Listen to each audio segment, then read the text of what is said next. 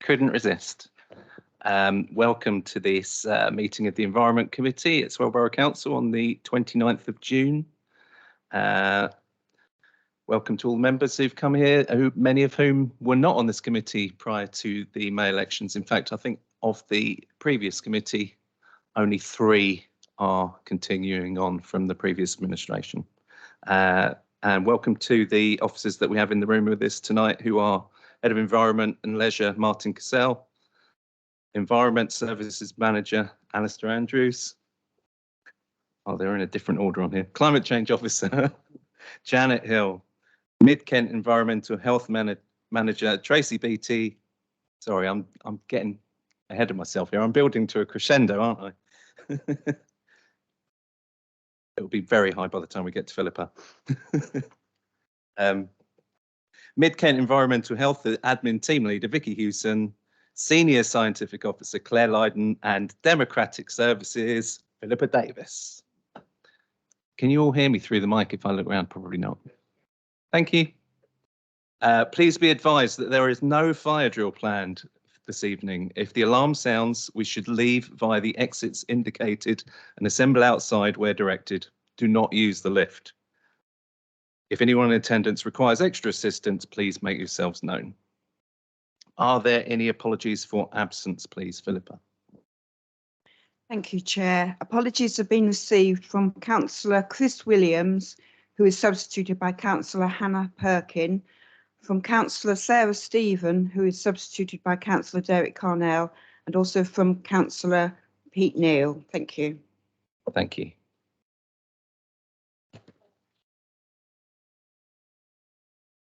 Thank you. I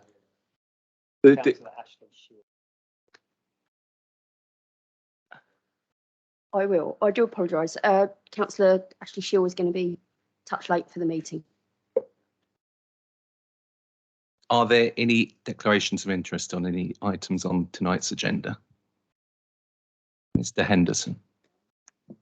I'm not sure it's relevant, but I perhaps should, in relation to the air quality item, declare a non-pecuniary interest in that my son lives in Tenham within that area, but I don't think it prevents me from making sensible decisions on the matter. Thank you. Thank you. Anyone else? Okay, we'll move on to the approval of the minutes held on the 22nd of March. Has anyone had a chance to read the minutes? Are they agreed? Agreed. Thank you. And the minutes of the very brief meeting held on the 17th of May, are those minutes agreed? I think we're all at that one. Great, thank you. And we'll move on to agenda item 5, provision of minor maintenance and cleaning of public conveniences and procurement of a new contract. Alistair, do you want to lead on this one, please? Thank you. Thank you, Chair. So this paper recommends that we undertake a procurement exercise for a contractor to deliver a short-term service to maintain and clean the Swale public conveniences. The current contract ends on the 31st of March 2024. A further short-term contract will allow time for a more in-depth assessment to review assets and make recommendations based upon member priorities and the requirements of the medium-term financial strategy. As per section 2.7, 2.10 and 2.11 of the report, the purpose here is to generate discussion on what members feel is important over the next few years. So should this recommendation be agreed, we can tailor a specification accordingly, whilst also appreciating the budget constraints. The second recommendation on the paper is to remove the public convenience at Halfway Cemetery. The facility was installed as a temporary measure over 10 years ago, and it's still in place. A few bullet points here. That the Halfway Cemetery is full. There's limited number of services taking place at this cemetery at the moment. Since the start of 2022, these have averaged about 1 a week. We've got busier cemeteries within the borough, and they don't seem to require such facilities. And leading on from section 5.1 in the report. In 2018, we did a survey on usage with counters at these public facilities. And unfortunately, the halfway cemetery toilet was unable to be included. Since writing this report, we did some subsequent analysis taking water meter readings as an indicator of use. And bearing in mind the halfway water meter also feeds the standpipes in the cemetery. Last year, water usage at Halfway Cemetery was roughly 5 to 6 times less than the known least used facility in that 2018 survey. So this view to close the facility is echoed in comments from the inspecting officers and the staff who clean that facility as well, who advised that public usage is very low at that Halfway Cemetery public toilet. Thank you.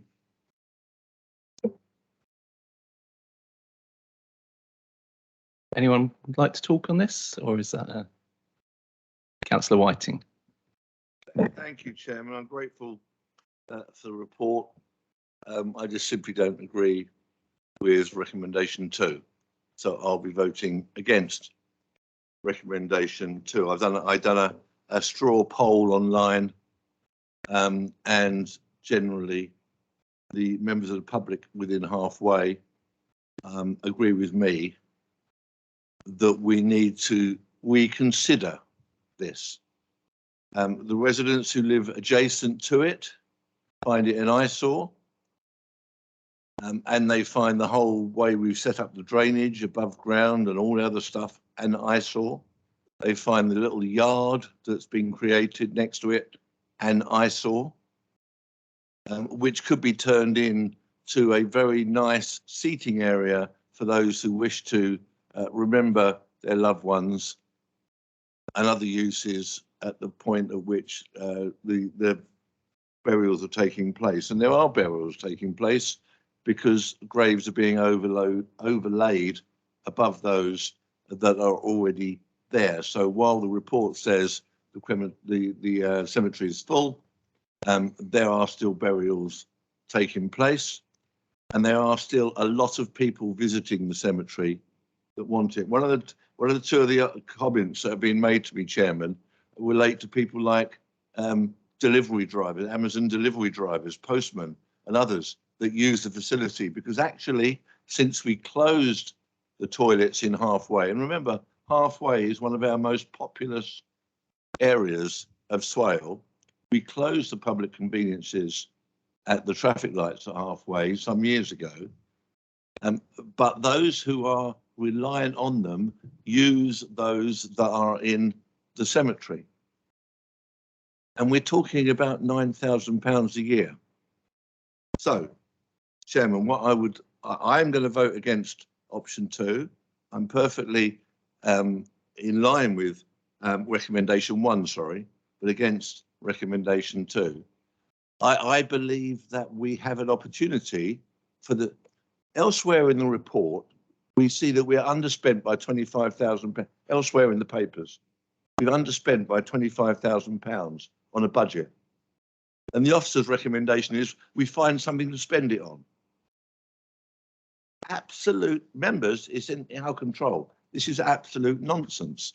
Let them have £14,000 of it, or £16,000, and let's keep £9,000 back to keep this facility as it is, while we do a proper review about how we can make that facility, either take it away, fine, or we make that area fit for purpose, because it's not at the moment. It's ugly.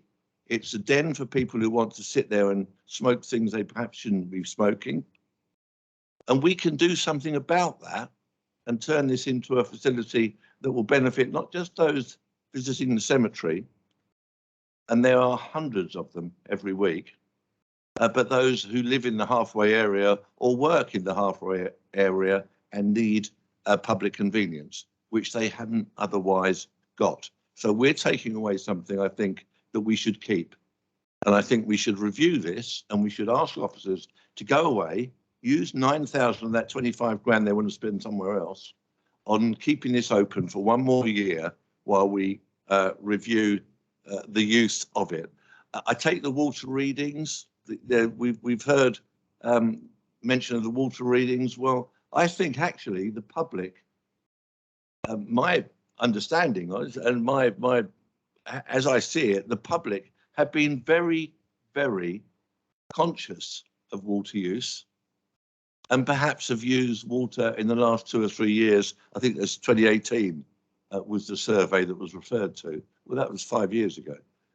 But I think actually the public are being very good now about how they use their water to water the flowers and the commemorations that sit within the cemetery.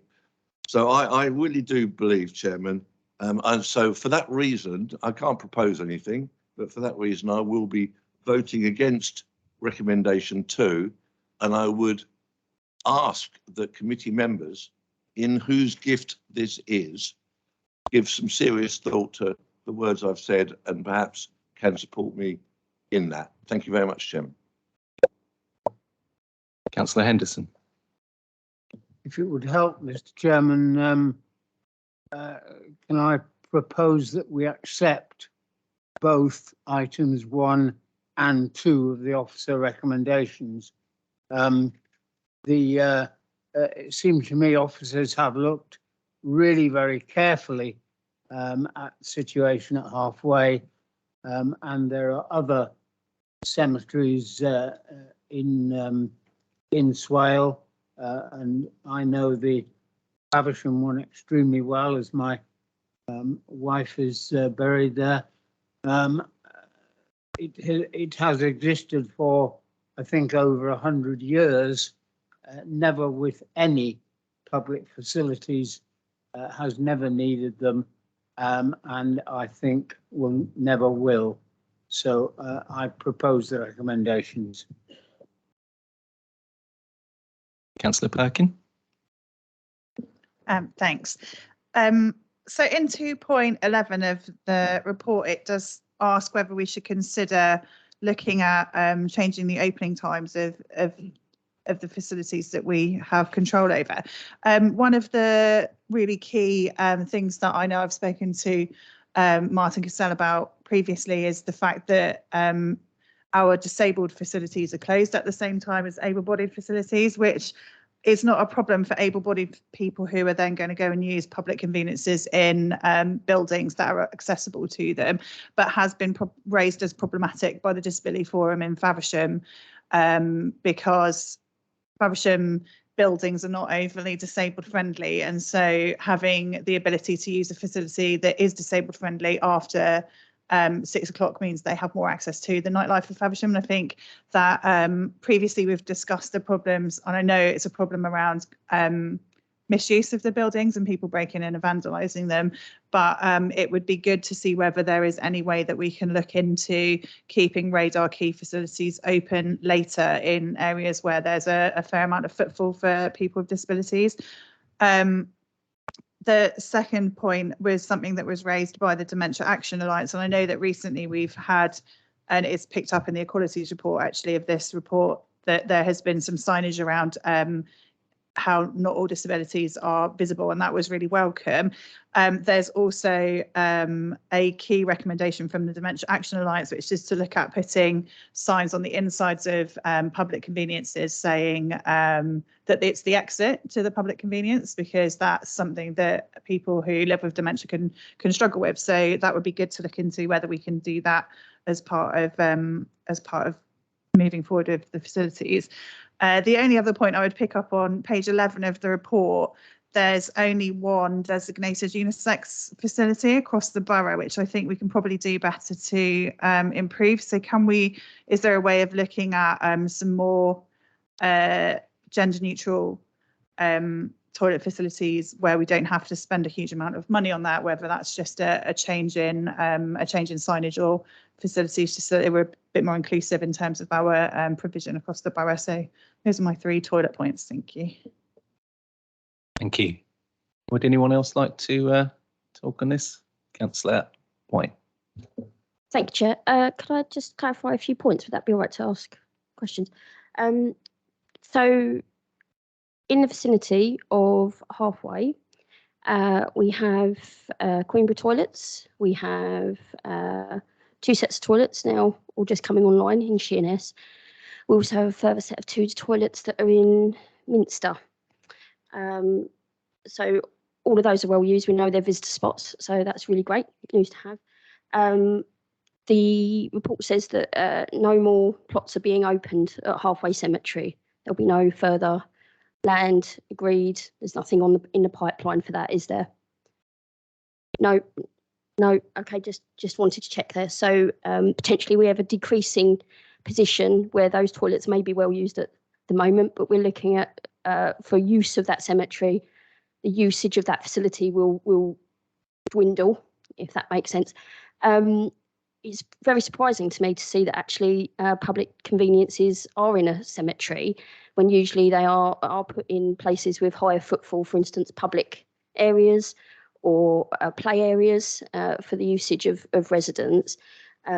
So it's a temporary facility as well. So that's another real concern for me, that we've never put in a proper asset there. And temporary would state to me that those facilities were always deemed to be moved on or shut at some point, replaced with a bigger plan at some point in a later date. So with those points clarified, I would say that, for instance, it would make sense to me that it's important to look at that in terms of budget for as we're going forward. Because even though we do want to service those residents that are attending the cemetery for various reasons, it could be to see loved ones, or it could be, for instance, just as an extra additional green space in the area, that we really think hard about if we do have that facility paid for again, what are we going to lose out of our budget for Swale? Because we've only actually got one pot of money, and I think a temporary structure that is servicing a dwindling amount of residents is a fair enough option to look at to see whether it's viable or not for this council. And I'd like to thank the officers because I think it was a very good report for, yes, always going to be an emotive subject. Thank you. Councillor Shield. Thank you, Mr. Chairman. I've spoken to some of the residents in Halfway as being their ward councillor. They're not happy with the facilities. They are in a dreadful state. The plumbing's all over the place. They don't look nice. Only the living need the toilet. And as we're not opening any more graves there, there's going to be very few visitors. I just think on Tuesday's committee meeting, we heard how much closed churchyards are costing us. This is going to be a closed burial site very soon. We don't need the extra expense for the few visits it's creating. Would officers like to respond to any of these points made? I'll let Alistair come back on most. I just wanted to, excuse me, just because 2 of you have mentioned in it. So the Halfway site is closed for new burial plots. So there's no more new burial plots. But where somebody has purchased a plot and at Halfway, you can have 2 burials within one plot. People are still able to permit to bury where there's only one in there. So there are still burials happening, but clearly the number of those that have capacity are on the decline. And that's why we've seen the decline in services that are happening that the report talks about. So I also, we've had a recent email from local resident who I think you were alluding to, who agrees that the temporary location and the pipe work and everything, it was only there as a short-term thing. So we would agree that it is not a good-looking area. And I guess my argument as an officer would be savings on not providing the facility could be used to in the first year to improve the look of that area. And make it a peaceful place for people to sit. So, apologies, Chairman, that's not in the budget. So, thank you. I won't take those points in any particular order, but thank you, Councillor Perkins, for some of the points you made there. There's some items there we can take away, and hopefully we can implement some of them sooner rather than later. With regards to the budgets, I mean, the first item is about possibly doing a retender. What we don't know is what that price of that retender will be, and who's going to bid for that. So we talk about figures to meet the medium-term financial strategy, but we don't know what those costs are likely to be. So in the future bid, we don't know what the price of maintaining and servicing those facilities will be post March 2024. So we're making savings to meet the current medium-term financial strategy, but we need to be prepared for the future potential costs as well. I think Martin's dealt with the other points raised. Councillor Speed. Thank you, Chairman. I know we don't know exactly how many people use this facility, and therefore we don't know the cost per user. It seems to me very strange to be closing a facility when we don't have the full facts in front of us.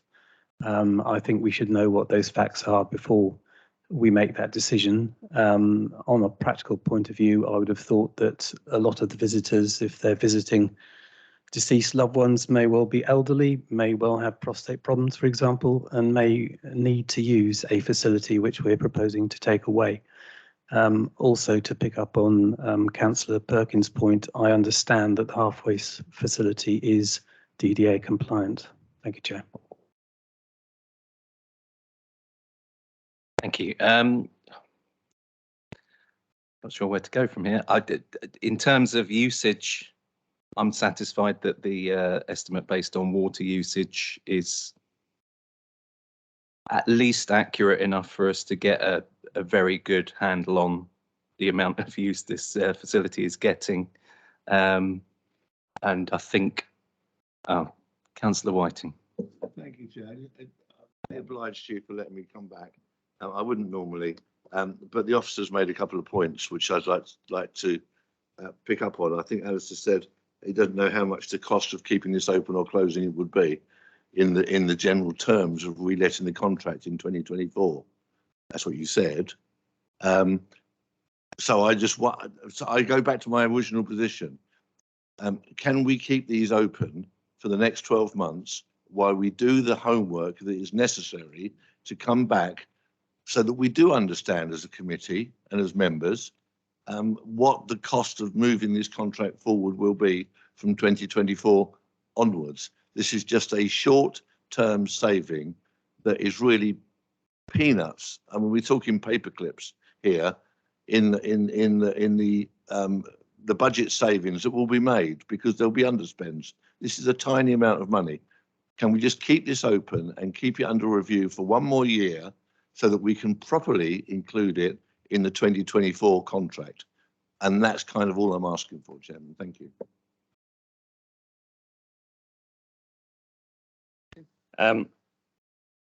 I think the contract costs are only going to go one way because that's what the contracts across the council are doing. So it's certainly not going to cost us less than the money, than the figures that are quoted in the report. It's far more likely to cost us more to keep it going for the year than is currently in the report. So I do think we know the actual costs.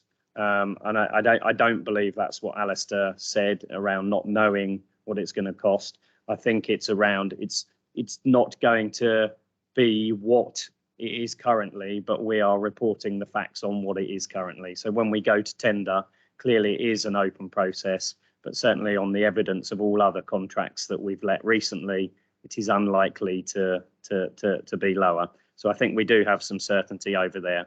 In Councillor Speed's comment, Queenborough Toilet was the most unused toilet when we did the survey in 2018, and we were able to do cost per user because we had the counters in there. And what Alistair has told you is the water usage at this site is vastly less than the Queenborough Toilet. So we would expect this toilet to be the highest cost per user in the borough for what is a temporary facility, which we've all agreed this evening residents feel is an eyesore and shouldn't be there.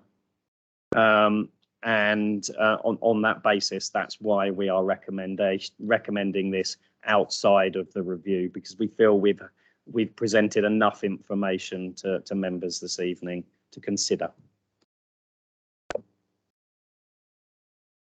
Councillor White. Sorry, Chair, and I've already had one go at this. I would just like to confirm that obviously, even though the amount of money has been described as peanuts this evening, this is taxpayers' money, and we have struggling families in the borough. And actually, as a struggling family myself, I would say that £9,000 or however much money it costs to keep a service that is deemed by officers as actually potentially money better spent elsewhere. I think it's a very reasonable question to ask. And also, for instance, I do have 2 parents buried at that cemetery. I'm a regular visitor there, and actually I know what it means to residents to have an accessible facility in that area. But at the same time, we have people struggling in our area, and £9,000 is not peanuts. Sorry, Chair. Thank you. Councillor Speed. Thank you, Chairman. I just wanted to suggest it's probably the intention already, but when we come to vote, could we vote on recommendations 1 and 2 separately?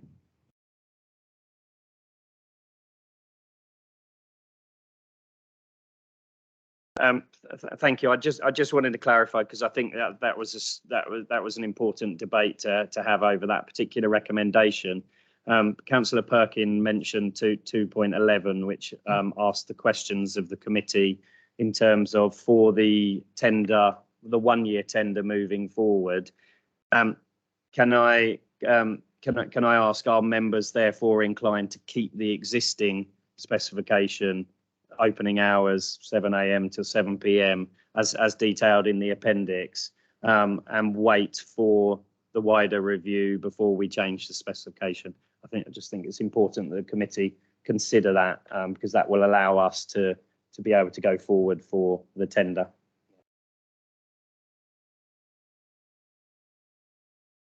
Councillor Perkin. Thanks. So I would assume yes, in lieu of doing some more kind of detailed work on usage and hours. I think the residents are used to them being open at that time. I would go back to saying it would be nice to see some additional hours on disabled facilities with radar keys. That would be helpful, especially in places where they're an additional benefit to the nighttime economy. Yeah, I think it's sensible to keep it as it is, and then do a bit of work around when the best use. It might be that half of them don't get used after 5 o'clock, and that's fine, and we can come back and change those hours. But I don't think it's reasonable to cut them at this point. Thanks. Councillor Whiting. Thank you, Chair. I would have thought that I'm grateful for the question Martin raised under 211, or others raised. I would have thought that's a far more important question, actually, in many ways, than the 2 recommendations that have been put forward. On the DDA point, the cemetery toilets at Halfway do provide DDA facilities for those that might need them in the Halfway area. And I take what Councillor White says, but we're talking about 0.3% of the budget, which is why I say peanuts. 0.3% of this budget is peanuts, when we are looking to spend elsewhere in the agenda thousands and thousands of pounds just to get the money out the door for no good reason. So I'll stand by that statement. Thank you, Chair. Thank you. I think we'll just take a vote on each of these recommendations. So recommendation 1. Oh, sorry.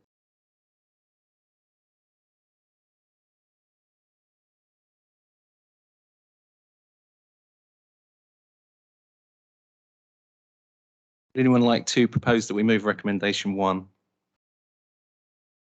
Yeah, thank you. And Councillor Whiting seconds. Are we all agreed on recommendation 1? Great, thank you. And recommendation 2, who would like to propose that? Councillor Henderson. Councillor Carnell seconds. And can we have a show of hands in favour of recommendation 2?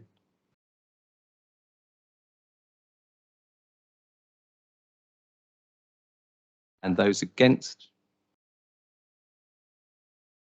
And abstentions? Thank you.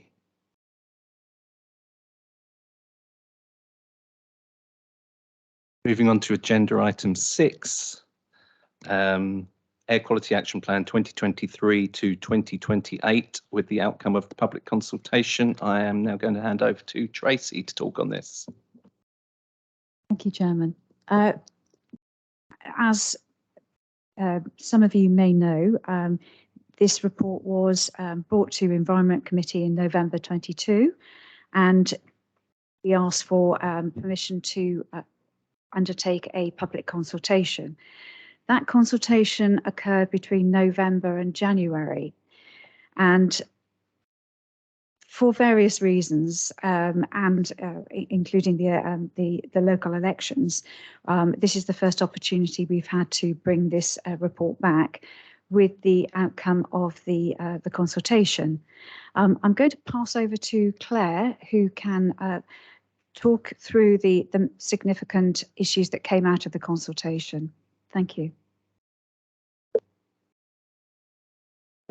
Thanks, Tracy. So yeah, as part of the consultation, the feedback that we had quite a lot of positive feedback in relation to the EV measures and the so that's measure 7 and 12, and measure 2 as well, which was the local walking and cycling infrastructure plan. Thank you. So they were considered the most achievable. And we also had, so within measure 3, we had a lot of residents that were a little bit unsure about the impacts of the measure, which was to promote active travel, and that alone didn't have much impact either. So we've pulled that together with the pollution alerts measure that we've got, because it does tie in well with that, and it feeds into the alert system what we have the Kent Air website. Measure 10, it was quite interesting with measure 10, which is the car clubs and EV bikes. It was considered the least achievable, and a lot of residents were unsure about its achievability. But there was also interesting information coming through there, is that the younger generation felt that it was the most achievable. So it was the correlation over those two differences was quite interesting. But we have seen in the Faversham Car Club that it is being used and it is quite popular. So again, it does depend on the location, and that's something that we review as part of expanding our car clubs within the district. We had also two additional measures that were included after the consultation. This came as DEFRA updated their guidance. So in 2022, DEFRA updated their guidance. And as part of that update, there was a suggestion that permits were put into it, because we already permit a lot of businesses in the district. And as part of that, we can put in tighter measures for those close to residents or close to sensitive areas where air pollution is higher. And another measure was added, which is measure 4, and that's DEFRA grants. And that's just to make sure that over the next 5 years, we are continually applying for those DEFRA grants. We've been successful twice now, and they are very significant. And so just to make sure that that is staying in the action plan and is going to be every year, hopefully, completed. So that's an overview of the feedback from the the consultation. I don't know if you want any more information in relation, or any questions that you have in relation to the report or the action plan itself. Anyone have any questions? Councillor Perkin. Thanks. Yeah, it's a really great and kind of inspirational report. It's lovely to see the kind of the levels of feedback that have come from the public. So that's really excellent. Thank you for producing it. One of the kind of key things that we have, well, I work with the Faversham Disability Forum, as I mentioned, is around making sure that schemes that are designed to increase active travel and kind of improve air quality are designed with people with disabilities in mind, because some of the kind of problems that have come out of like low traffic neighbourhoods and pedestrianisation schemes is that people that need vehicle access for physical disabilities are left a kind of smaller time frame for access, or they have to kind of be a bit more adaptive than able-bodied people. So I was wondering whether we could just keep that in mind as we move forward as a committee, looking at ways of getting more people into active travel. One thing that is notable is, as an example, that someone that would need an adaptive car wouldn't be able to use the car hire scheme, or there's no hand cycles or accessible cycling options in our kind of bike hire schemes as well. So I think that there's a little bit of work we can do with looking at how other councils or other kind of organisations that work with disabled people have bought into being able to make positive changes in terms of air quality and environmental changes, but also making that as inclusive as possible for the communities. So I think that's probably the only thing that I would add to the feedback, is that's something that could be really a really valuable addition to the report. Thank you. I think that's a really brilliant point, and that is something that we can take forwards. Yeah, thank you. Anyone else have any questions? Councillor White. Thank you, Chair. I thought it was a really good report as well. What I did notice was the lack of the word education running through it as well. Because obviously when we're looking at active transport, it's such a new element for the public and everybody to get used to. I thought it was really good that you looked at transport plans through schools. I've contacted all of the primary schools on Sheppey to talk about transport plans, and any help that we can receive from SWAL would be amazing. And also, I think SWAL needs to be really strong, actually, because just recently in local media, we see that, for instance, other authorities are potentially waning on their commitment to removing cars from roads and making that sustainable commitment. It's fantastic to see that SWAL is still in a position where it is really supporting reports like these and the climate work on the climate crisis as well.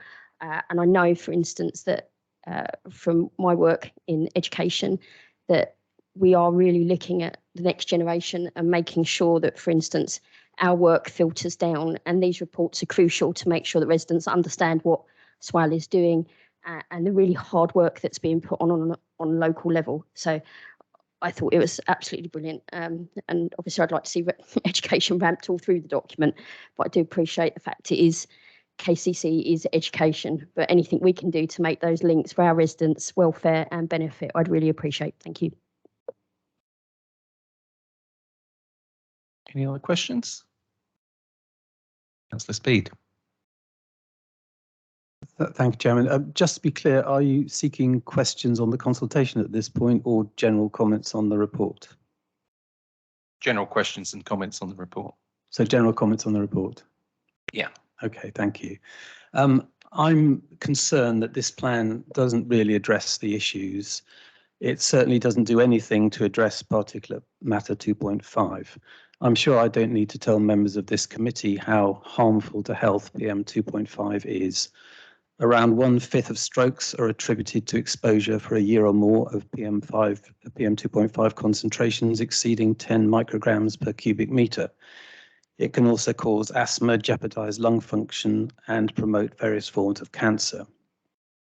The government is saying that the maximum concentration by 2040 should be 10 micrograms. Personally, I think SWAL should set the bar rather higher than that and be guided by the World Health Organization, which sets a recommended limit of 5 micrograms.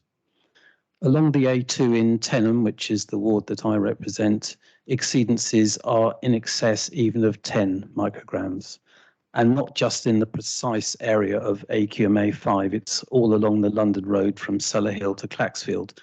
For example, at the junction of Claxfield Lane and the A2, it's 11.26 micrograms at the moment. This is as bad as city centres.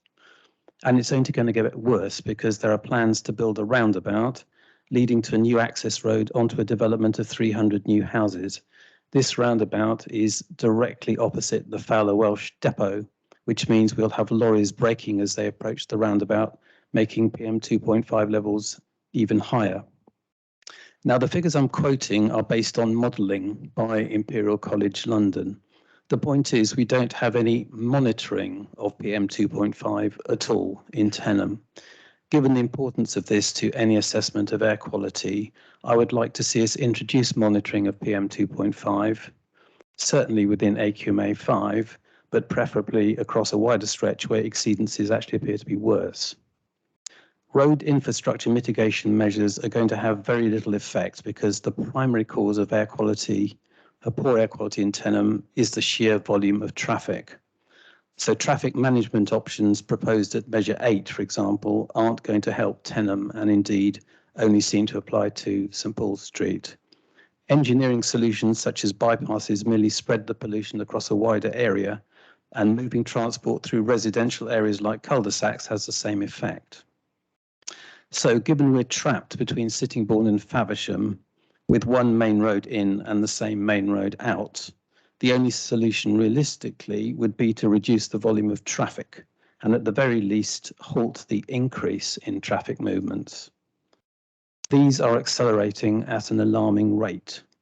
We undertook a 24-hour manual count of traffic along the A2 in Tenham last year, which showed traffic volumes significantly higher at more than 15,500 a day than the DFT manual account in 2019, which was 14,000 vehicles.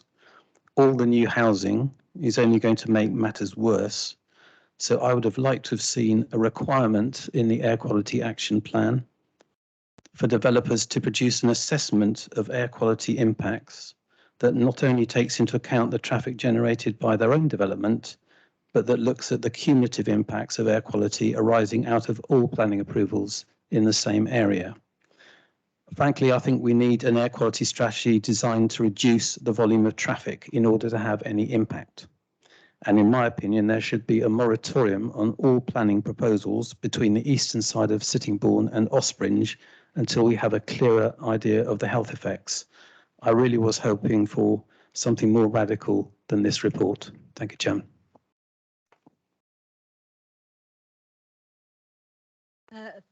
Thank you, Julian, Councillor Speed. No, you've raised an interesting point and a good point. We have, I think, previously discussed about in the future doing some monitoring for PM2.5 in Tenham, looking at a low-cost sensor. At the moment, we're not seeing high concentrations of NO2, and that usually does give us an indication that we might have an issue with PM2.5, even though there are differences in those concentration factors. We do address PM2.5 in the action plan. There's not a specific measure to reduce PM2.5, but the measures we have will reduce NO2, and then the impact to the PM2.5, it could have an impact. Basically, it could reduce PM2.5. There aren't any specific measures directly that you could reduce PM2.5. In relation to the volume of traffic, it is very tricky for us to reduce that volume of traffic because obviously we aren't the Highways Authority, but we have got the traffic management measure in there. And I know what you're saying, it is very hard along the A2 to make those changes to the highway. But and also just to go on with the air quality assessments, we already have a planning technical guidance document that asks for the cumulative impacts to be included, and we are really thorough with all the air quality assessments that come through to make sure they are taking into account those developments around that area, not just the impact from the developments itself.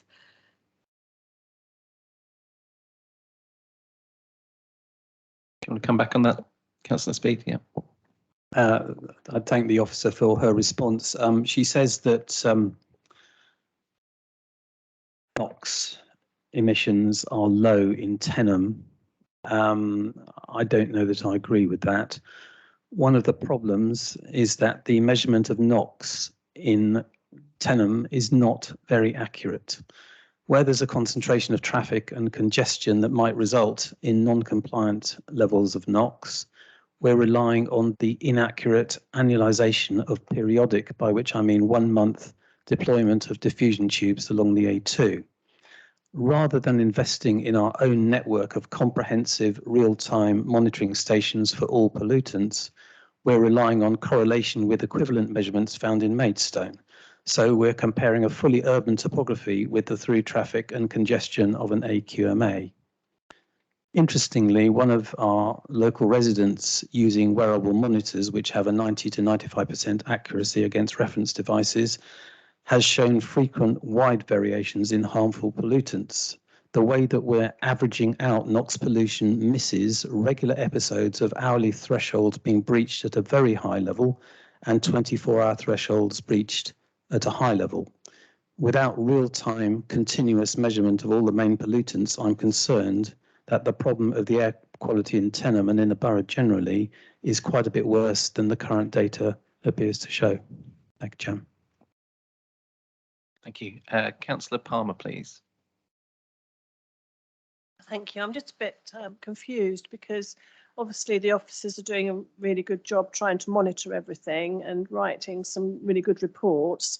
And yet I have just received an email in the last day or two about a planning application in Newington where the air quality monitoring equipment is in place. The levels are high. And yet we've just been told in the email that the air quality reports are not going to be considered in the appeal.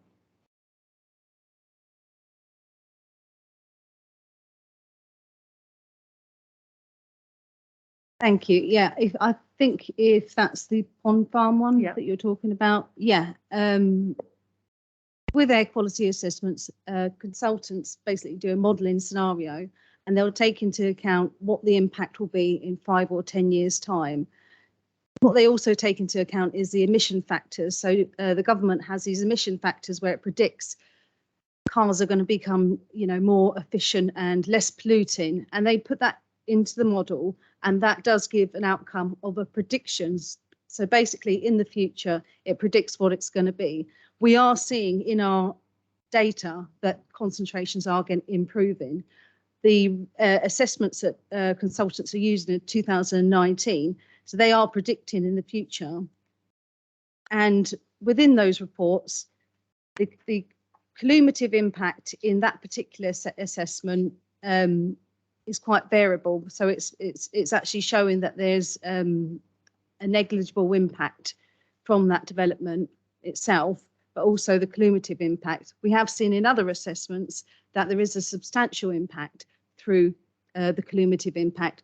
So it does vary, and that particular consultant did use, we done a source of apportionment study that was in this action plan, and it showed that Swale have the fleet is an older fleet compared to the national average. They put that in their assessment because I've asked them to do it 3 times now, their air quality assessment, to make sure that what they're doing is accurate as possible. They have done that, and it has shown that it's a negligible impact. Also, what they've done is provided damage costs over and above what they need to. Basically, as part of the assessment, there is a monetary value of the impact of that development. And they've basically provided over and above that. And it's very hard for us to object against that application because they've provided the mitigation for that impact of that development. So it's one of those, I know that there are concentrations that we're seeing that are high, but in the future, it's predicted that they're not going to be as high as they are. And that's what is basically as part of the guidance and as part of the air quality assessments. And it does show that it's not going to be, there's going to be a negligible impact in the future. Tracy. Thank you, Claire. That was very detailed response. But I wondered whether your comment was that there are certain air quality reports that aren't being allowed at the hearing. Is that, yeah. I think that sounds outside our sort of area of expertise, and it's more to do with planning rules and the decisions that the planners have to adhere to. Okay. Councillor Whiting. Thanks, Chairman. I'll start by thanking the officers for a very long report, but I won't hold back from saying I don't think it tells us anything. It really doesn't tell us anything except tick a couple of boxes that the government need ticking, and it's cost a fortune and that money might be better spent on the residents that Councillor White referred to earlier, or the toilets at Halfway. What I see here, I see loads of statements, and I've got the most enormous respect for our officers, but I see statements like anti-idling campaign was launched to lower, but only 3 schools took part in that. We've got 50 schools in Swale. So we've put a line in there saying this is a success. Is it really a success? The Faversham Car Club launched successfully. But actually, when you look at the respondents' results further in the report, in the appendices, the majority of people think it was a waste of time. They didn't agree with the conclusion that's been put in here. Businesses took part. How many businesses? We've got hundreds, if not thousands, of businesses in Swale. Our comms with them to get them to respond to this consultation, I think is shocking. The response rate from our businesses, large, medium and small, is shocking. And somebody's got to hold their hand up to that. And it may be the officers here tonight say, well, that's down to the comms team. Well, we can't be pushing the blame. It's like pushing the blame saying it's down to the planning committee for allowing development that we've got too many people driving up and down the A2. We are one council and we should be talking to each other within departments to ensure that we can meet what I think are very good targets and very good aims and aspirations, but we can't do it. And all we hear back is, well, actually, it's not us, that's planning. Or that's not us, it's comms. It's not good enough, Chairman, from my point of view. We talk about the Swale parking. SPD includes requirements for ultra low vehicle emission parking. Doesn't actually tell us how many there have been and what success looks like in that respect. And when we talk about 20 plenty, we talk about 2 here. One, which I know that Councillor Richard Palmer lauded in Newington, and one that County Councillor Hook lauded in Faversham, but there's no mention of the 20-mile-an-hour zones in the Meads in Sittingbourne, which have had a far greater effect, I think, in slowing traffic and creating a safer environment than the other 2, or the 20-mile-an-hour zone that was created in parts of Borden. So the report is lacking in some respects. Apologies for keep going, Chair. I'll try and stay.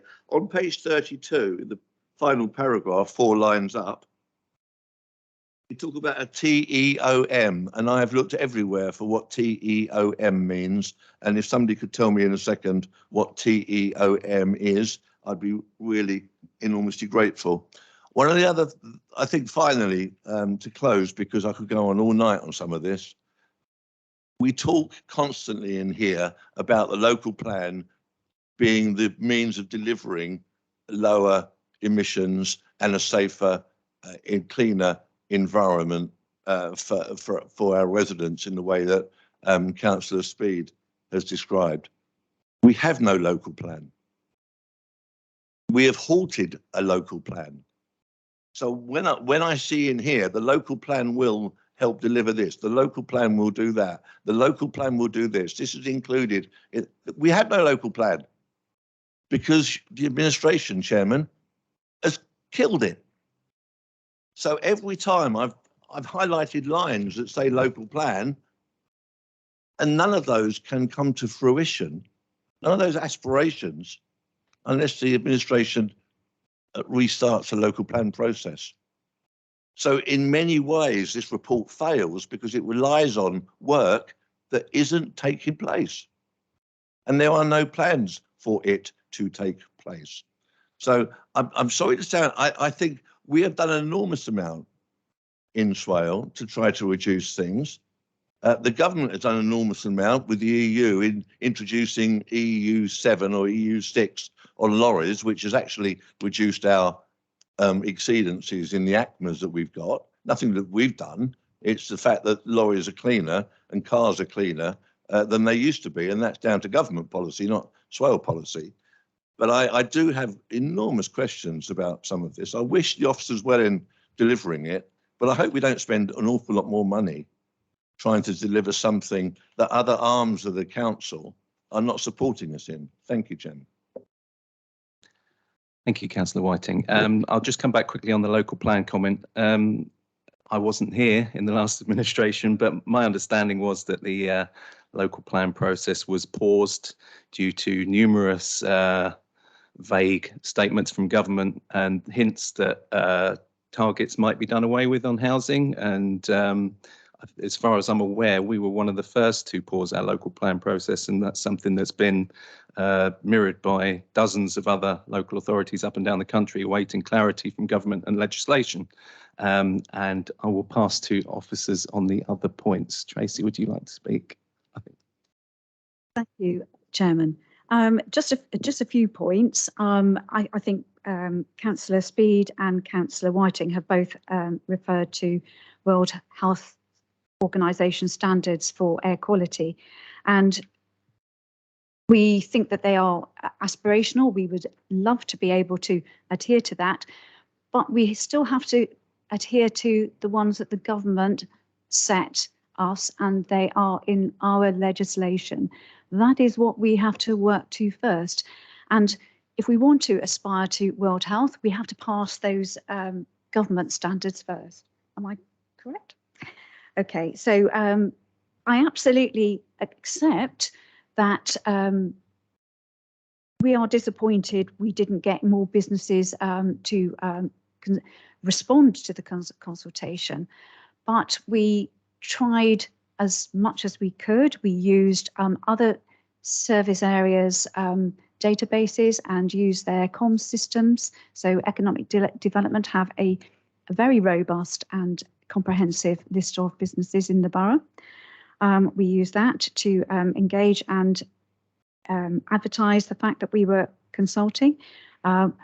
With regard to the anti-idling campaign and the pollution patrol sort of educational tools, you have to start somewhere, and schools are hugely under pressure at the moment.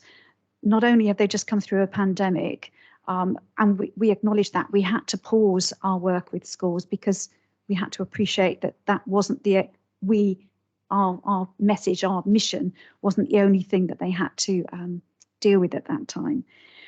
We are very heartened by councillors who take up the gauntlet and will work with schools in their wards and inform them of what we're doing and direct them to us, and we will make sure that we work with them to adopt pollution patrol as an educational tool. It fits in with stage 1 and stage 2 sort of levels. We know that it's a good product. With regard to 20's Plenty, these projects came from the communities themselves. We acknowledge that, and actually that was where the passion and the fervour came from to push those past the goalposts. So we are quite excited about the fact that we have one in Newington, and that we have monitoring equipment whereby we can see what sort of impact this campaign or 20's Plenty does have on air quality. But it's not the only strand for 20's Plenty. There's road safety, there's other considerations, pedestrianisation, and sort of working with the local communities. So it's not just about air quality. And the other sort of the Faversham 20's Plenty is actually within the town centre, so we're not going to see any monitoring or impact from the monitoring we do along there. With regard to a TEOM, I know what it does, but I don't know what it stands for. Basically, it's a particulate monitor, but it's a very old-fashioned particulate monitor, and it died a death. I think that's sort of the bottom line, really. We couldn't get the parts to keep the thing going, and replacing that TEOM will cost about £30,000, a minimum of £30,000. Another point that was made by a councillor, Councillor Speed, is having continuous monitoring. And yes, that's very laudable, but again, there is a cost implied with that. And we took a pragmatic approach that any monitoring we undertook at Ospringe would be supportive of the air quality through Tenham as well. So just to give some background to councillors on some of those comments. Thank you.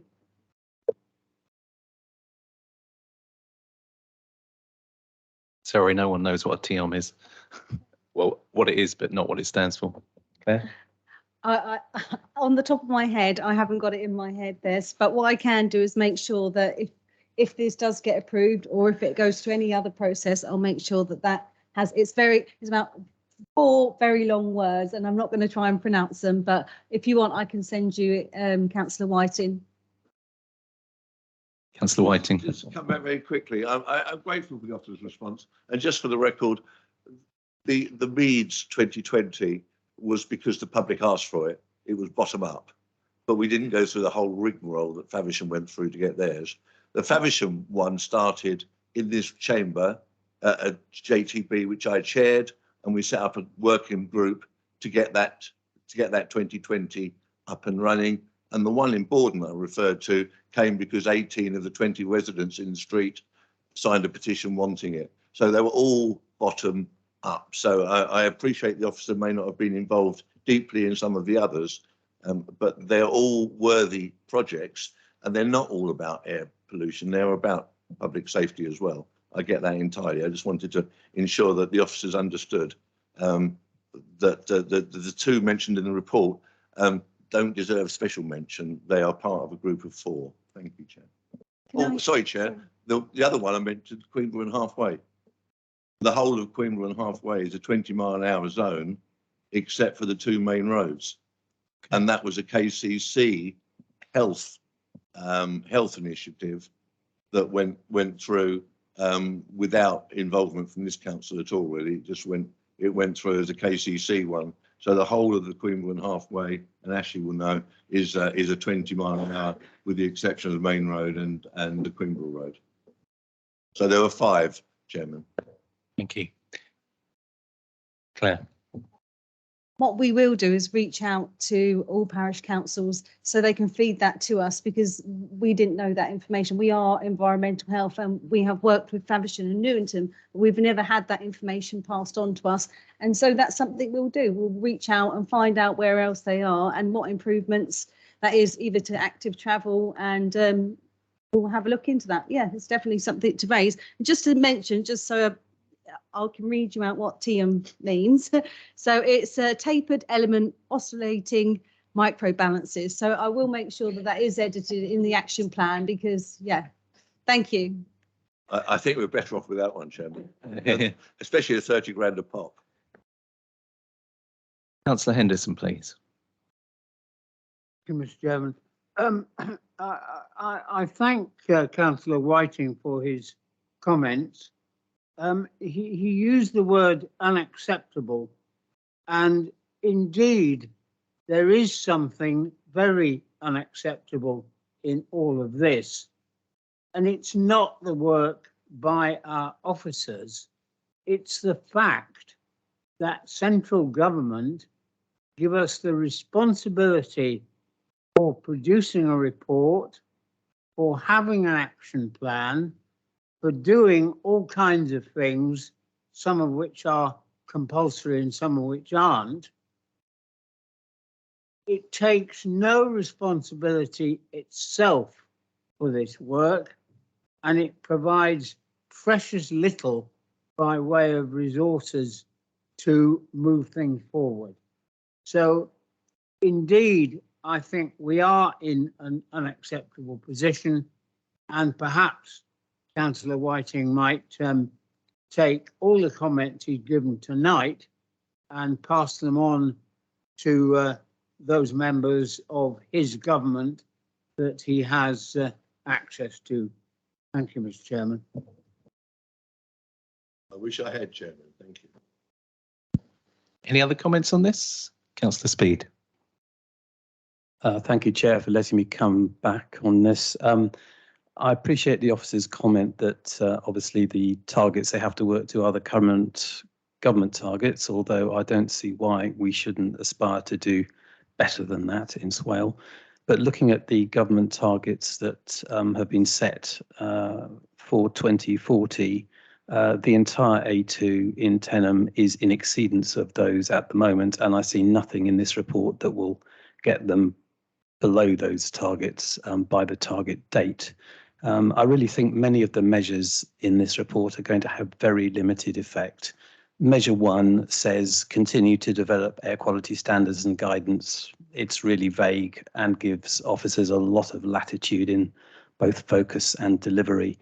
Measure 2, cycling and walking infrastructure plan. Well, active travel only really works in urban environments where the place you're going to is within reasonable distance by walking or bike, or where decent public transport exists. At somewhere like Tenham, facilities are very few and far between, and you really have no option but to use the car to get anywhere, and you certainly wouldn't want to cycle along the A2. In terms of measure 3, which is an interesting one, it's about the empowerment of individuals to help them make decisions on changing their own behaviours in response to reporting on pollution. The report refers to the Kent Air website and seems to think that's the solution to that. Well, I received those air pollution alerts. Firstly, the site seems to have been designed by an air quality expert rather than someone experienced in consumer marketing, and it's quite dry and technical. I also note there are only 336 registered users in a borough that has over 150,000 residents. So there really is a lot more work to be done to make that an effective tool to influence behaviour. Measure 10 is car clubs and EV bike hire schemes. Well, they're only going to work for conurbations like Faversham and Sittingbourne. They don't work for rural villages because you have to travel to get to the pickup point in the first place. Measure 12, I'm actually pleased to note the inclusion of electric vehicle charging points at Tenham, likely to be in the car park owned by the parish council. This was missing from the public consultation. It is something that my parish council raised, and I'm pleased to see its inclusion now. Measure 13, which is public transport improvements to bus infrastructure. Again, this really is incredibly vague. It says we're committed to supporting public transport providers in a lobbying role for improvements to infrastructure and service improvement. I mean, what does that mean? As we know, KCC has withdrawn subsidies to private operators to run services that aren't commercially viable, which has resulted in cuts to bus services in Tenham and Linstead, as well as other areas. I'm not exactly sure how this council can restore bus services, and I have my doubts whether significant Section 106 contribution will be secured to make that potentially possible. So in conclusion, I'm very disappointed by this report. I think it's very vague. I think it's very unambitious. It's not really radical enough, and I will not be supporting it. Thank you, Chairman. Thank you. Any other comments? In that case, would someone like to propose that we move the recommendation to approve the draft? Councillor Jackson, thank you. Councillor Henderson, was that a seconding? I thought I saw a hand go. Yeah, great. I guess we'll take a vote on this because we've got some dissent. Who is happy for us to move the recommendation?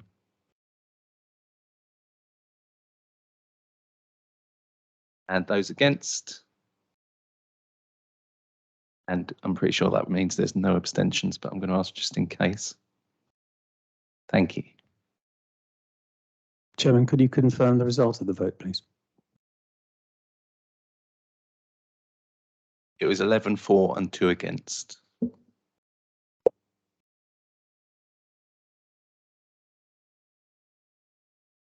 Moving on to agenda item 7.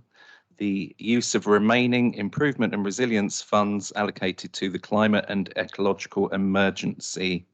And I believe Janet is going to speak on this. Yes, thank you, Chair. Thank you. Okay, at the end of the last financial year, we hadn't spent all the money in that had been allocated and we're not, sorry.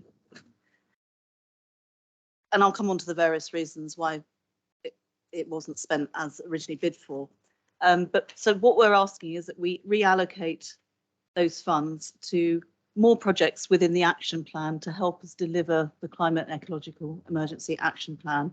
And we'd like to reallocate, and I'll go through more details, to the Swale Cycle Recycle project, to the making a dedicated EV charging point for the Sittingbourne Car Club, and to get our carbon footprint and progress review undertaken by a consultant.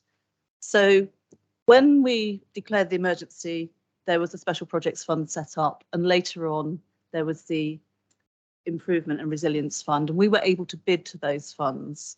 And in the last round, we bid for projects, the EV charging points, planting trees and grasses, the LED lighting, the car clubs, air quality, and a business conference.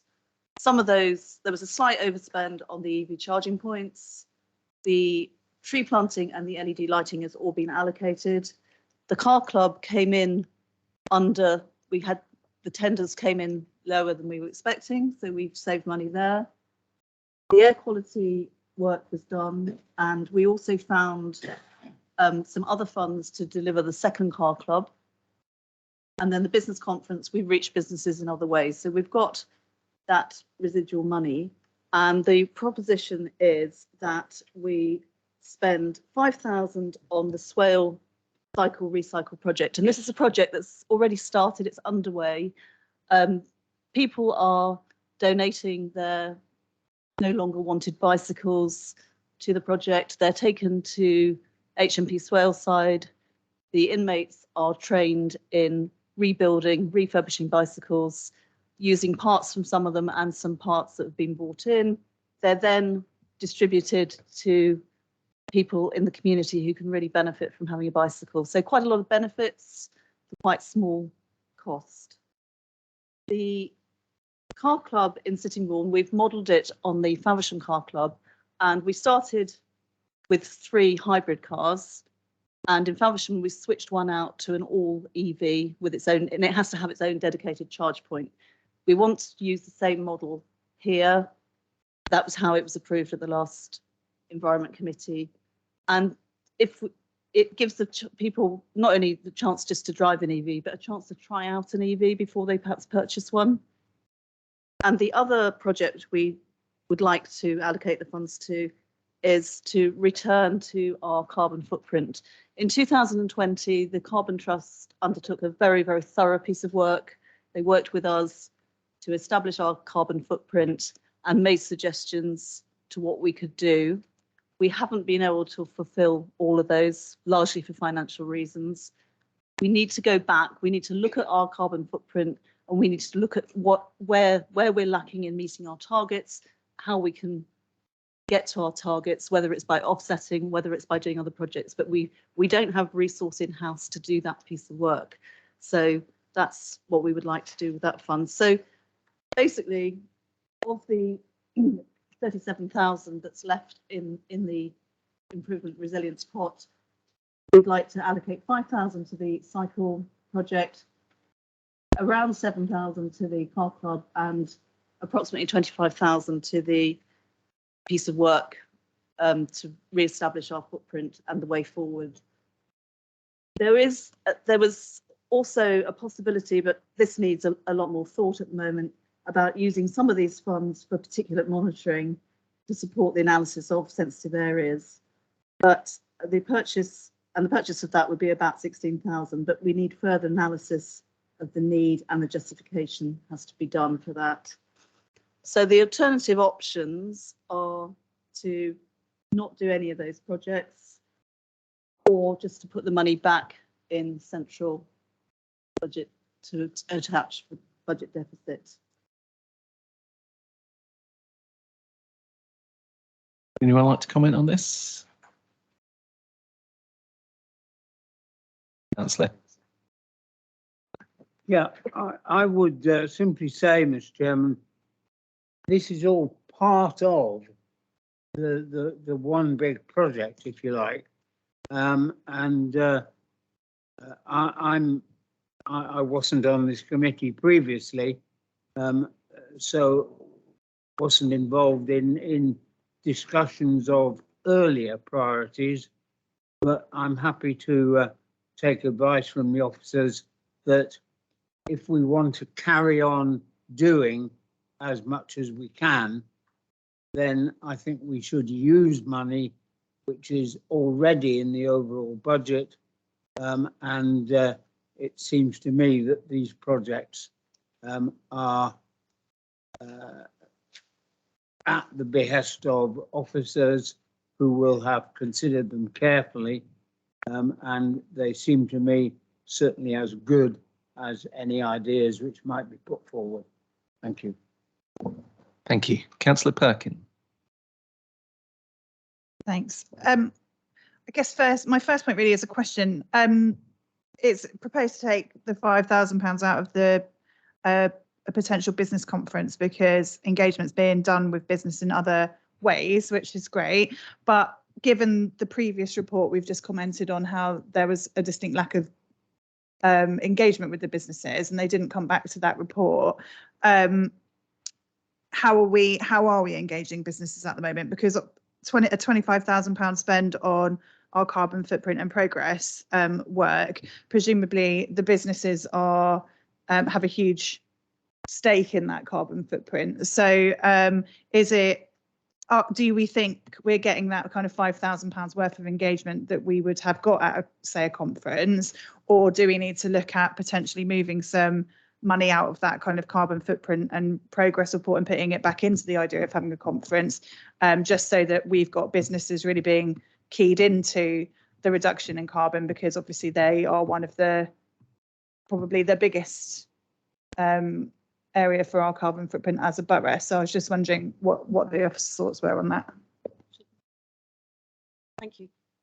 In the 2 years ago, we did have a business conference to launch the Clean Growth Fund, and that was incredibly well attended and businesses really engaged. We've got those businesses on board, and through Kieran Mansfield's team, we mail out on a regular basis. We're just waiting for the criteria from central government, but there's more money coming down, which is going to be used for it's the rural prosperity fund, and a lot of that has been earmarked for carbon reduction projects with businesses. And although it's called rural, virtually the whole of Swale falls into the government definition of rural for this. So we've got businesses lined up who are interested in those grants, and we've got monitoring systems lined up. And so, as Tracy mentioned earlier, Kieran's team have got a really good network of businesses, and the message, every time we get something, we push it out through their newsletters and whatever. So we are engaging with them. Yeah, always room for more, but yeah. Yeah, just a very quick plug for the Green Grid as well. So we have a number of organisations that come along to our Green Grid events. Run by Janet's team now, and that gets a lot of engagement of local farmers and businesses that we can then showcase. So we go on visits to certain sites around the borough, and that helps showcase what businesses are already doing in Swale. There are some fantastic businesses doing some incredible carbon reduction stuff, and that's the point of the Green Grid, is about going around and visiting those and spreading that word as well. So yeah, we're doing lots of engagement. I think on this one, we just felt we'd held the conference type event and had that success, and now we can keep that momentum going without a further one. Councillor Whiting. Thanks, Chair. Grateful again for the report and for the officers for the work they've put into it. I am very much in favour of the Swale Recycle project. I think anything we can do to engage with the prison cluster on Sheppey to help give those inmates some skills. I visited it recently. They've even got a music production company up there. They've got a whole load of things to help prisoners engage, so that when they are released, they can go on to some useful and meaningful work with some skills under their belt. And if I'm able to make a proposal later, I might do. but I certainly support that. When I'm going back to the previous report, when we look at the public responses to EV charging points in car clubs, I find it difficult. The public responses to improve the EV infrastructure, only 40% were either in favour or strongly in favour of doing that. 60% weren't. When we come around to car clubs, only 25% were in favour or strongly in favour of car clubs, and 75% weren't. So we either listen to what the public have told us, or we just go down the same old avenue. And this seems to me like we're trying to propose here, we go down some avenue that we've predetermined and ignore what we've been told on page 82 of our papers tonight, that actually, in one case, less than 25% want something that we say we want. In the other case, it's less than 40% say they want what we say they should have. And I just find a bit of a, I've got a problem with that. And then I go on to the £25,000 for the third carbon footprint and chucking it at a consultant to get something back that we, I hope that £25,000 results in a paper that this committee looks at, that we can say, that's a bloody good idea. We're going to put money in the budget next year. We're going to make it happen. But you know what, Chairman? I doubt that will happen. I doubt it. And there are other things we could spend 25 grand on. And I'd rather put the 25 grand or part of it into the recycle scheme with the prisons. Make that a meaningful contribution to what we're trying to do here. So rather than prolong the agony, I would be more than happy to propose points 1 and 2 under recommendation 1. I would propose we don't actually progress the carbon footprint review in the way that has been suggested in this paper, that we do it in-house instead, and that we then also under 2 propose that we delegate the further adjustments to allow all that to happen to the relevant officers in consultation with you, Chairman. Thank you very much. Thank you. Did you want to come back on that? Thank you, Councillor Whiting. I completely agree on the recycle project. It's fairly inspirational. It's great to see, and would completely agree. All I would say on the car clubs is I think this council has a role in educating and changing behaviour. And I say that with my waste and recycling hat on and wanting to encourage. It may not be something that the public, car clubs may not be something that the public feel is needed. But in our view, the experience of the existing car clubs has meant that people have hired the electric vehicle in Faversham and then gone on to make decisions. So we have a great case study where a business hired that and then went on and changed their fleet because of that experience. So I believe as a council, it's about trying to influence and change people's behaviour. And that's why I've put that project forward, because it's an ability for people to try it and then make behaviour change decisions. So that's my only comeback on that. I would absolutely love not to spend lots of money on consultants. So I don't disagree with the statement around that.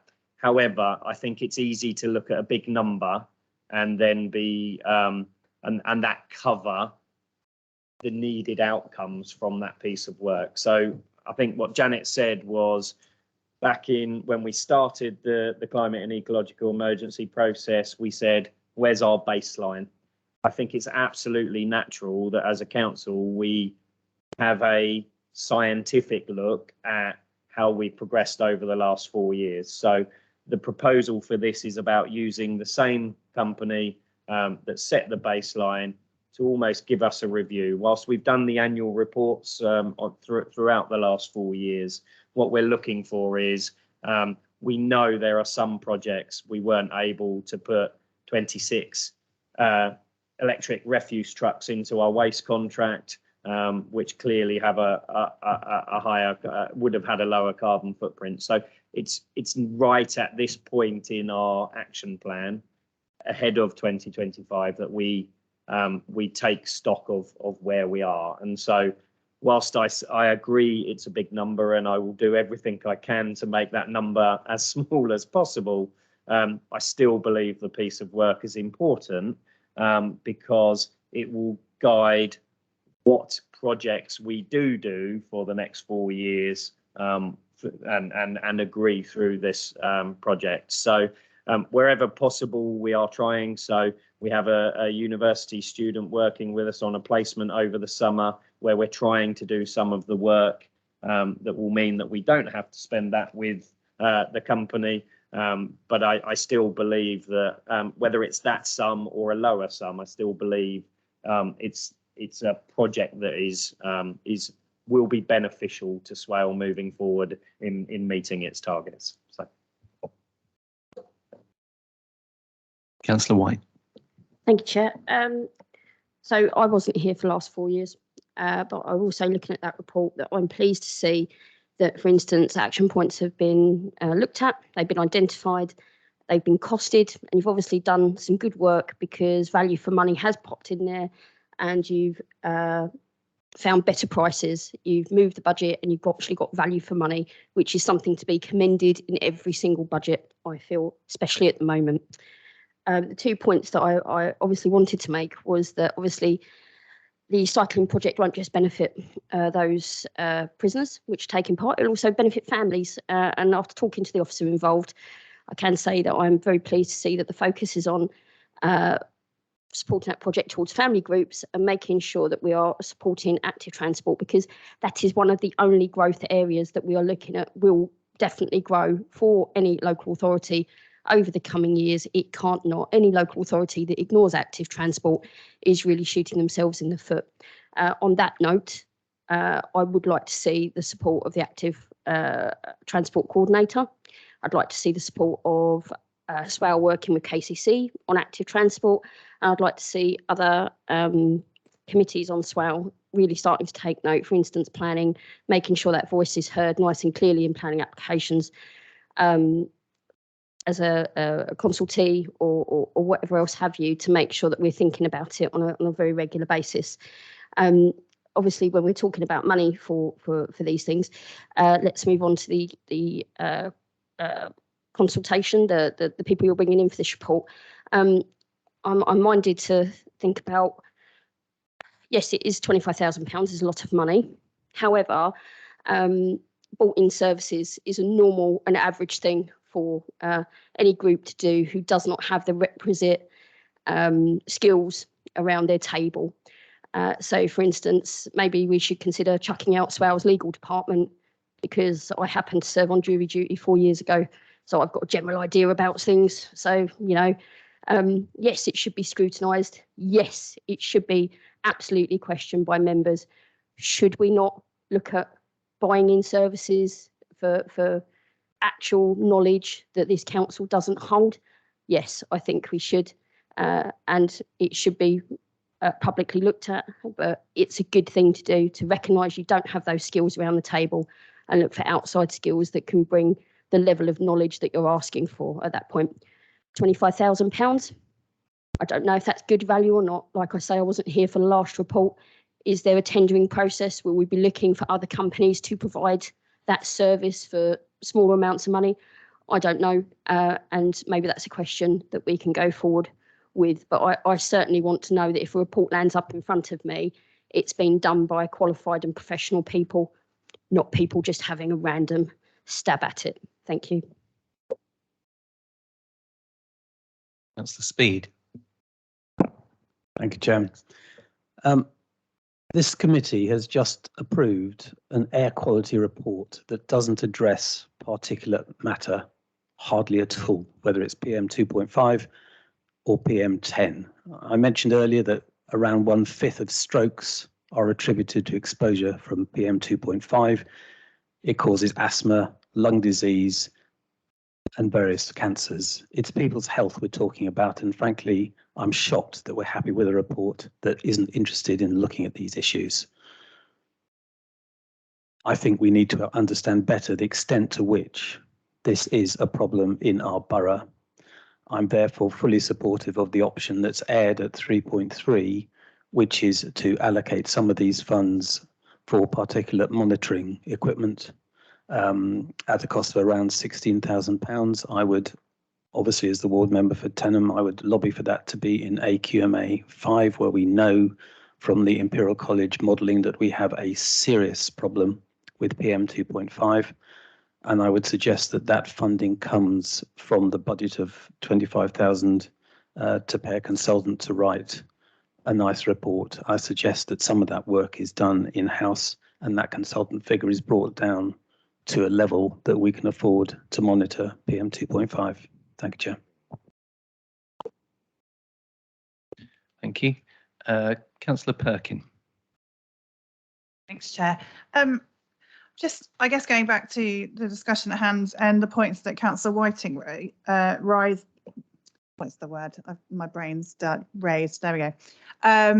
Around the percentage of people that apparently don't want a car club or an EV scheme. I'm looking at page 82, and it doesn't say at any point 75% of the public don't want an EV car club or an EV bike scheme. So I think it's important that we're speaking about factual information instead of, just making it up. Apparently, it says that just over 75% of people think that there is a major impact to a slight impact in car clubs and EV cycling. It says 24% think there's no impact, but that would say to me on a factual basis that 24% of people don't think there's an impact and everybody else does. So surely that's a positive for the community, that people think that those are making a good impact.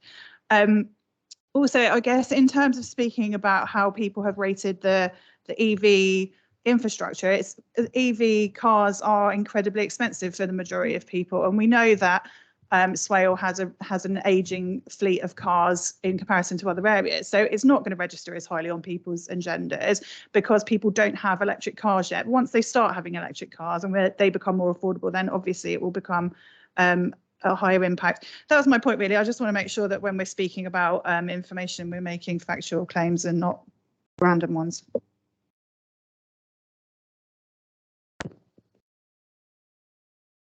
Councillor Whiting. I'll very quickly come back.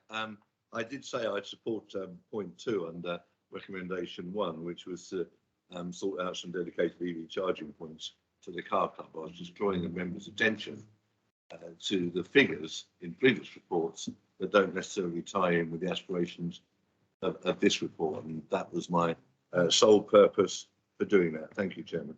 Oh, by the way, if that was a proposal from Councillor Speed, I'll second it. Thank you. Could we have a recap on your proposal, Councillor Speed? Thank you, Chairman. My proposal is that £16,000 is allocated to particulate monitoring equipment to monitor PM 2.5 in the Tenham area, AQMA 5 specifically, and that 16,000 comes from the 25,000 allocated to the consultant's report on carbon footprint reassessment. Which would effectively leave that at 9,000. Yes. Yeah. Looks like people are checking with Democratic Services. Hold on a second.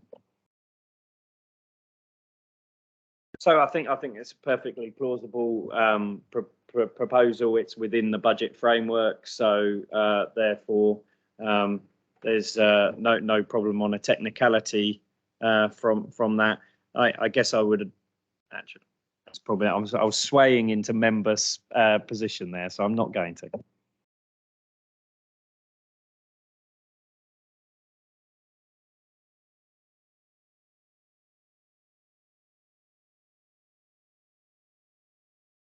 Councillor White. Sorry, Chair. Does that mean that we're going to go back and reevaluate all the areas of Swale then, just to make sure that obviously we're not focusing on Tenham, we're actually focusing on Swale as a borough? Or is this just that we're going to be focusing on Tenham rather than all the areas, the A249 or the very busy road outside of Newington or Cowstead Corner Roundabout or Sheppey, or just Tenham? I think, to be fair, there are a number, well, there's 6 AQMAs in Swale, and Tenham is one of the only ones that doesn't have the level of monitoring that the others do. So there is some merit in Councillor Speed's proposal because of that. How does this work? Do we just take a vote on the proposal on the table? Unless, okay then.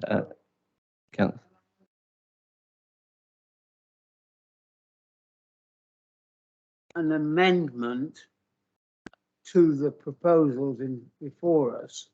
So are we voting on the amendment to switch 16.5 grand to monitoring?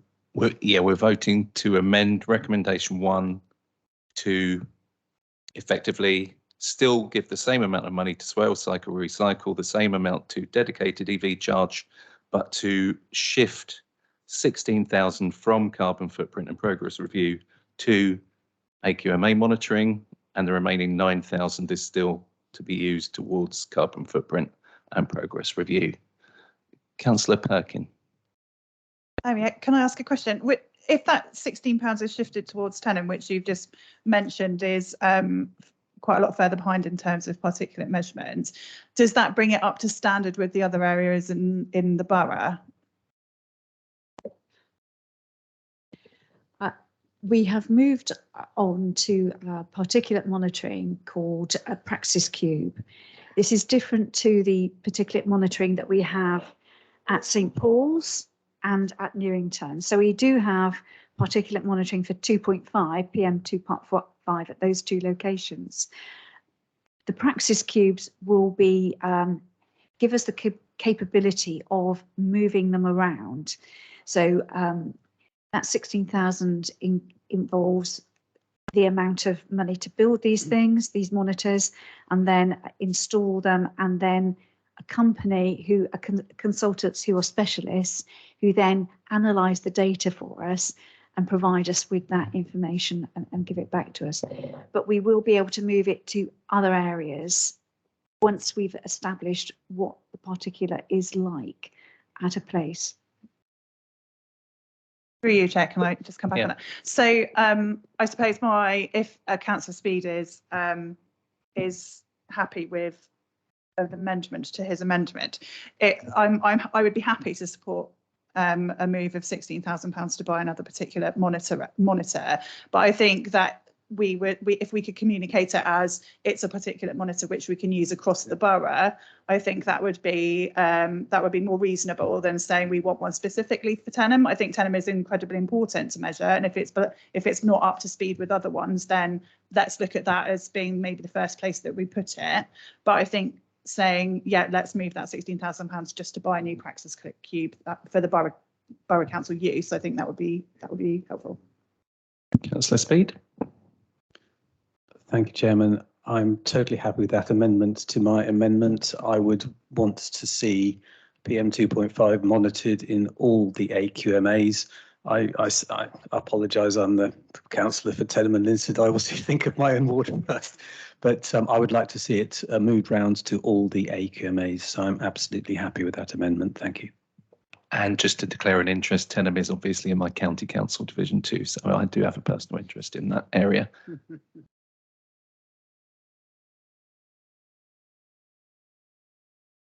Okay, then can we move to a vote on the amended recommendation 1, please?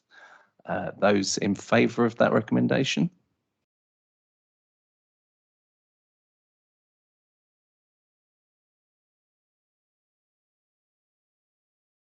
Those against?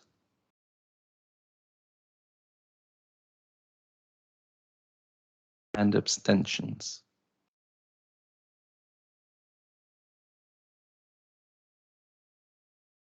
So the amended recommendation passes, or do we now need to vote on the amended recommendation, because that was a vote on the amendment?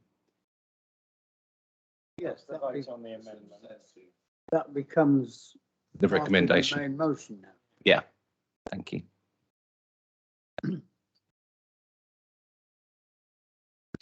So now we go to the vote on the recommendation. I guess we may as well just take these together, because the remaining funds mentioned in paragraph 2 amounts, as far as I can tell, to £87. So I don't think that's particularly controversial. Can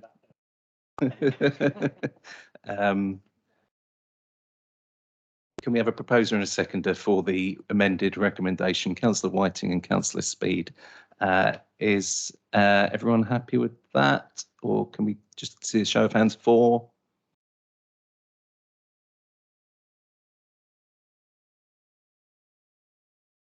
Against?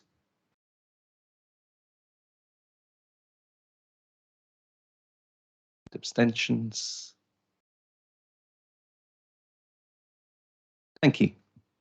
Chairman, again, could you confirm the voting figures for both the original and the amendment? The vote on the amendment was 8 in favour, 4 against and 1 abstention. And the amended recommendation was 9 in favour, 3 against and 1 abstention. And that concludes agenda item 7. Moving on to agenda item 8, public health funeral policy. I believe Tracy is going to introduce this item. Chairman, public health funerals are, sorry, I've just got to find mine. Yeah, public health funerals are a statutory responsibility for the local authority. They refer to individuals who die with no family, or they don't have sufficient funds to deal with the disposal of the body or the funeral, or they die intestate and there are no relations. So this is the first time we've brought such a policy before members, and one of the reasons why we brought it before members is that we're seeing a slight increase in the small numbers that we do have, and part of the problem is that we're dealing with increasingly complex personal cases. So where you have complex social arrangements, or the relationship between the deceased and the relations has fallen down, or there is funeral poverty. So a policy would confirm the decisions that officers are having to make.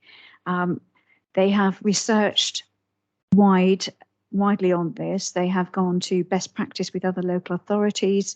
They've looked at, well, they've been provided with training with the Institute of Cemetery and Crematorium Management, and they've looked at government guidance on this. So they've put together the policy based on that that research and that work. We have a duty to undertake this. Where there aren't funds, then obviously that is well, we have a budget, a very small budget for it, but we do try and recoup as much of the cost of the public health funeral from the estate where there is some estate to actually get the funds from.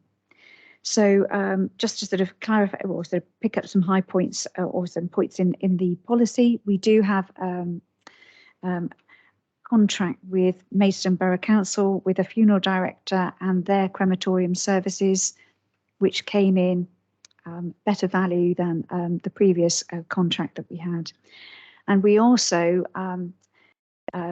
contract, or we procured the services of a genealogy company to try and assist us in doing research on any relations that individuals may have where they have lost touch. Just in case that those family members do want to take over the running of that, or sort of the management of that funeral. That is at no cost to us, by the way. So, Chairman, if anybody has any questions, I'd be happy, or Vicky would be happy to answer them. Councillor Shield. Thank you, Chair. I think these people have contributed somewhat to our borough and our communities. If they've passed without loved ones, it's our right and our duty to lay them to rest with some respect. So I'm happy to support this. Thank you. Councillor Whiting? Thank you. I'll support that, Chairman. I think it's this is a well-written paper, and it explains the issues set out there. I suppose one of the questions, it would have been nice perhaps to have had a copy of our social fund policy in it, so we could understand under what circumstances those that apply to it are able to get it. But that's a completely minor thing. And I thought I read somewhere there's only three or four recipients of help under this policy each year anyway, which in itself I think is a good thing, not from the council's point of view, but from the family's point of view, that there are families out there taking responsibility for their loved ones. So I wholeheartedly support the report, Chairman, and thank you to the officers for preparing it, and I hope it gives them a clear enough steer moving forward. I suppose one final question was, why was Bobbing Crematorium a local company more expensive than using Vinters Park? But I don't know the answer to that question. I'm hoping one of the officers does. I Vicky. think because Bobbing Crematorium is actually a privately owned business, whereas obviously Maidstone is council run. So I think we could go out and get better sort of tenders and things like that. Thank you. Any other comments on this? Councillor Perkin. Thanks, Chair. Yeah, fully supportive. But I was just wondering, under the equality and diversity point, you picked up that not everyone's cultural needs would be suited to cremation. What are the alternatives that the Borough Council have in place for those individuals that wouldn't culturally be needed cremation? If I'm being honest, we've not come across a particular problem, but whilst I was carrying out some research, because obviously there are some cultures, etc., that want burial, we have a big problem in the borough in the fact that we do not have burial plots. So I'm afraid it did come to a bit of a dead end in some respects, and we sort of considered that it's something we would have to do more research on, and it's something that Martin and Tracy and I have sort of and will be consultating with. But it is a problem. In the years that I've been doing public health funerals, we've only had one burial, and that person actually had purchased a plot already. But yeah, at the moment, we don't seem to have that problem, but it is something we are aware of and will do more work and research into, because, as I say, we do have a problem with burial plots. I think it's possibly something we need to perhaps consult with sort of parish councils and things like that as well, really.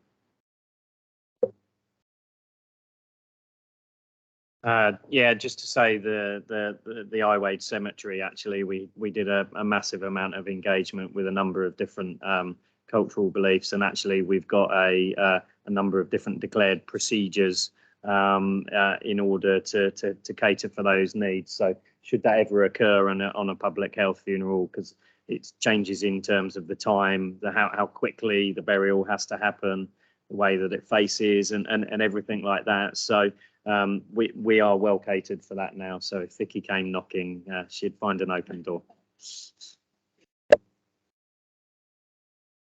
Are there any other comments on questions on this, or should we move to propose and second the recommendation, which is that we approve the policy for managing public health funerals within Swale Borough Council? Moved by Councillor Perkin, seconded by Councillor Whiting. Everyone in favour of that? Agreed? Thank you.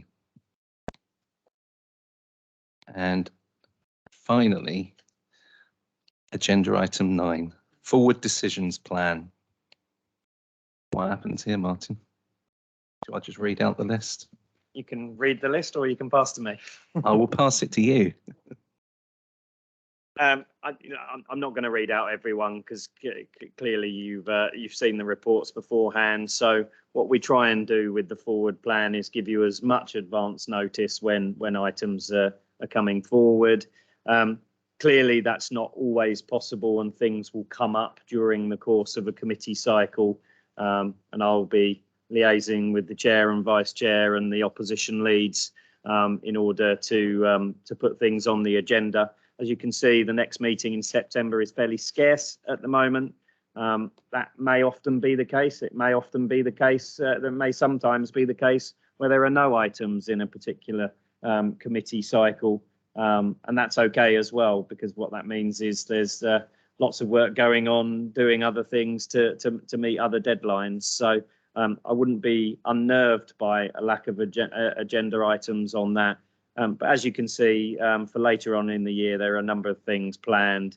There are things that are either coming back that have previously been discussed at the Environment Committee, like the barbecues in public spaces. I talked about the open spaces and play strategy in the briefing earlier. It's an early draft of the forward plan, but happy to take any comments either about items or suggestions for others. Councillor Henderson.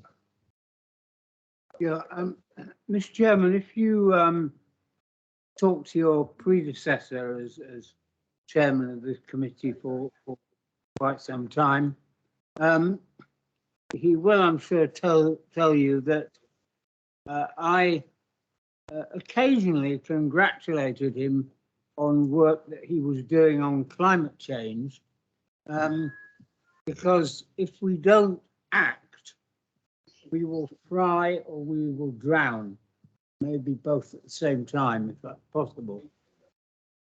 But I also criticised him on a number of occasions because I do not believe that over the last 4 years we have done nearly enough in regard to biodiversity. And if we don't sort out, and by that I mean improve dramatically biodiversity, and at the moment it's being damaged at a rate of knots, not improving at all, then we may not have time to fry or drown, because we may starve in the meantime, because we are hugely dependent on mainly insects. There are other specialist areas for pollinating, and it's not just pollinating the flowers in our gardens, it's pollinating the food that farmers grow. And it's a huge problem. It's a really serious problem. And I suggest we need to get our act together and do more on this. So can I simply leave it that I would like to see that at some point, not too far into the future, as an area for discussion and the proposal for real solid action. Thank you, Mr. Chairman. Thank you. And I'm pretty sure that Martin has noted that as well as me. Councillor Whiting. Thank you. Picking up, if I may, Chairman, thank you. On that last point, you'll be aware that KCC have what it calls Plan B, which is a strategy for encouraging pollinators, for all the reasons that Councillor Henderson mentioned, including food production and the like, which is hugely important to the rural community here in Swale. That the farms are viable, and they're viable because we've got viable populations of pollinators. So I think it would be good to see. I'd fully support something coming on that along that, and perhaps just encourage those who haven't read it to read the KCC strategy, and that may form part of the paper that may come here in the future. And one of the things I would like to see, and I fully appreciate that it may have to be under blue paper. I fully appreciate it may have to be as a in the form of a member briefing for this membership of this committee, is something to give to deal with or help deal with the industrial scale fly tipping that's going on at Manor Road in Eastchurch. And I mentioned it at the full council meeting. I won't rehearse all the arguments again, but it is industrial scale. There are an army of people every day going out clearing the mess ups on our beaches, our blue flag beaches, which we may not have next year if this continues, and for a whole load of other reasons. So I understand fully it may have to be a private briefing under blue paper in closed session, but I would like to stick something on the forward plan that enabled us to, as a committee, to discuss and understand what is being done on behalf of the residents on the island. Thank you, Chairman. Thank you. Did you want to speak on that briefly, Martin? If I can just take in order Councillor Henderson's and Councillor Whiting's points on the biodiversity element. Absolutely, environment Chair, Vice Chair. Action plan for pollution. Thank you, Philippa.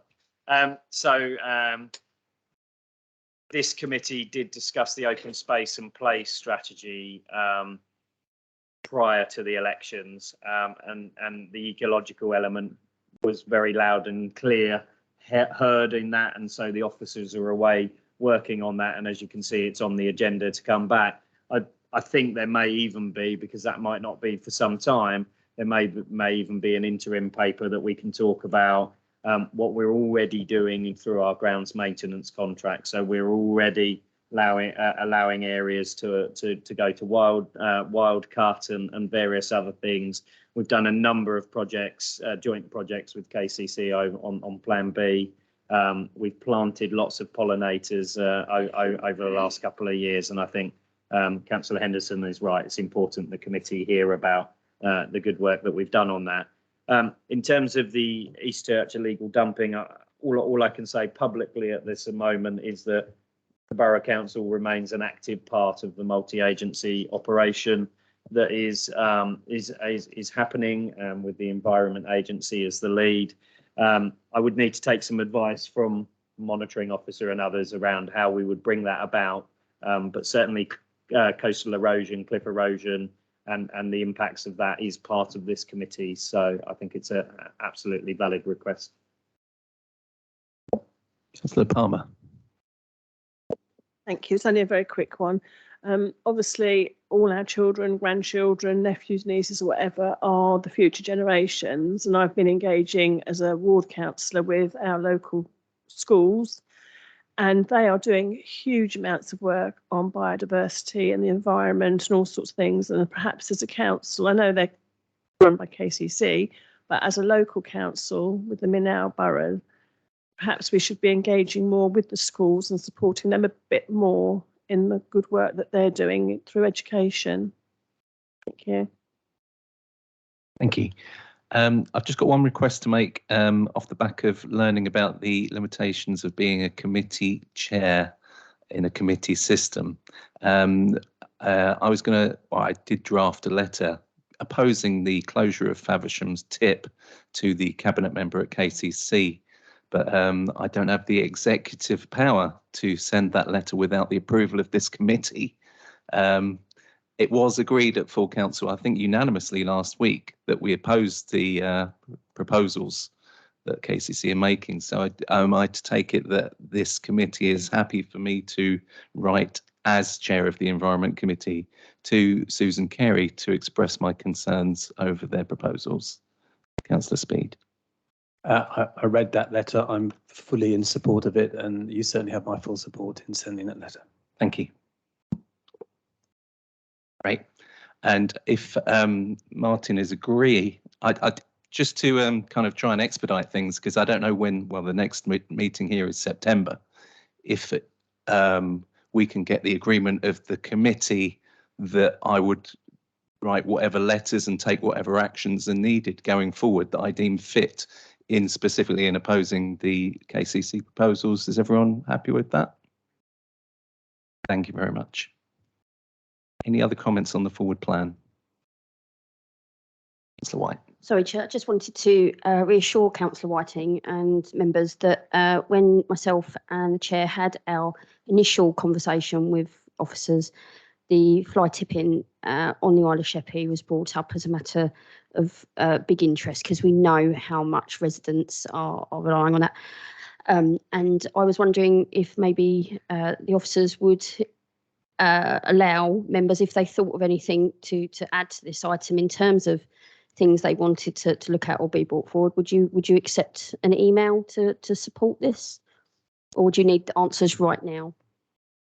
I think your question is, can members of the committee request to put something on the forward plan? Absolutely, yes is the answer. You need to do that to the chair, and it's at the chair's discretion whether an agenda item makes it onto the list. So yeah, absolutely, I would encourage that from the committee. It's your committee. You are the decision makers, and therefore that's a right request. Just to come back on that, thank you very much for teaching me about a little bit more about the process. That's very kind of you. Thank you. Every day is a learning day. If there's no more comments, I will call a close to the meeting at, I mean, going by the clock on the phone in front of me, it's 7:59, but I'm pretty sure that's wrong. 9:03, 9:01. Thank you.